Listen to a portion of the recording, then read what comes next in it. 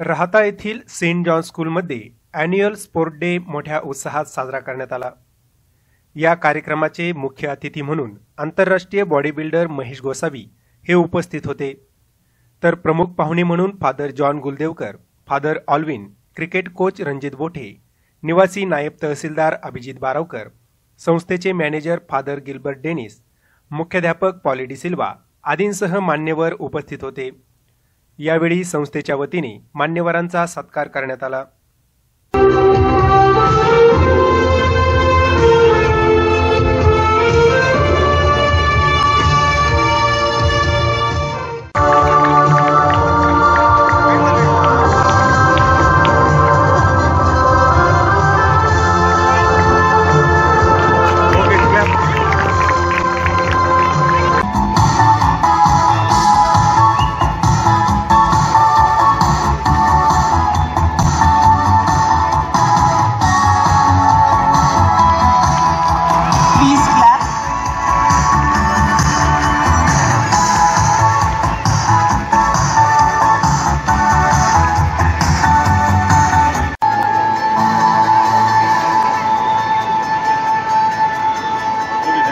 And other forms of life, the turn of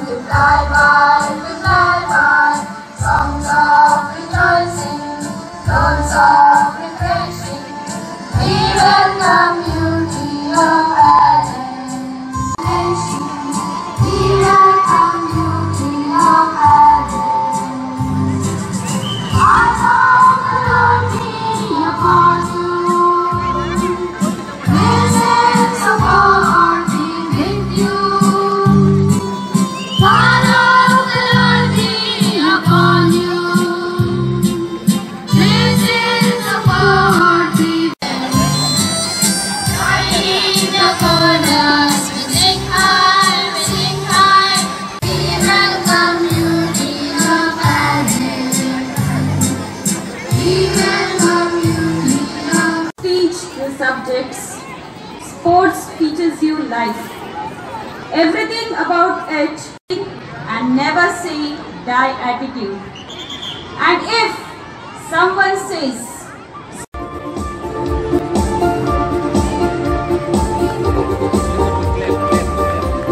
parents and the students kindly clap. It's too slow, it should be a little louder. Come on everybody, give them a big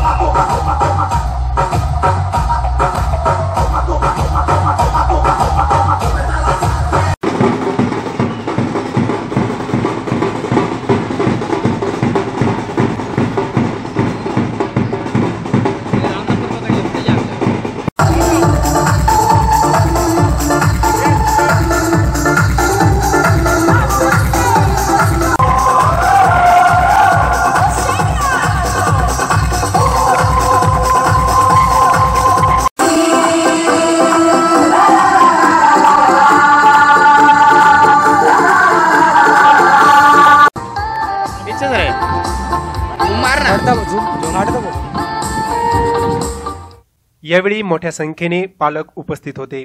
पालकांना मार्गदर्शन करताना father Gilbert म्हणाले की आपल्या पाल्यांना मोबाईलपासून दूर ठेवून मैदानी खेळ खेळण्यासाठी प्रोत्साहन दिले पाहिजे। मोबाईलच्या अतिवापरामुळे विद्यार्थ्यांचं नुकसान होत असून पालकांनी या गोष्टीकडे लक्ष दिलं पाहिजे। घरातच बसल्या बसल्या खेळत आहेत, कारण त्यांच्या समोर खेळण्यासाठी मोबाईल आहे, इंटरनेट आहे, पुष्कळ प्रकारचे इक्विपमेंट्स त्यांना आता अवेलेबल आहेत आणि ते घेऊन ते आपल्या घरामध्ये चार भिंतीमध्ये कोंडलेले असतात, ते खेळत असतात।